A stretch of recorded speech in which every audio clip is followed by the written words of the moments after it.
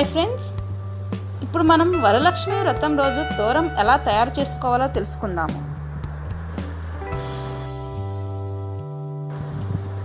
తెల్లటి దారాన్ని 5 లేక 9 పోగులు తీసుకుని దానికి పసుపు రాసుకోవాలి.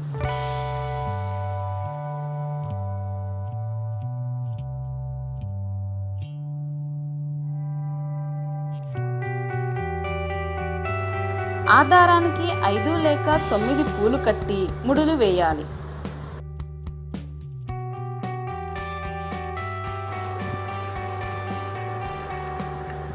అంటే 5 లేక 9 పోగుల దారాన్ని ఉపయోగించి 5 లేక 9 పువ్వులతో 5 లేక 9 ముడులతో తోరాలను తయారు చేసుకోవాలి.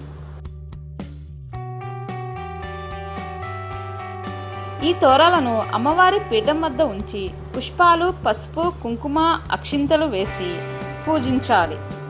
ఆ విధంగా తోరాలను తయారు చేసుకున్న తరువాత పూజకు సిద్ధం కావాలి. Thank you for watching this video and subscribe for more videos.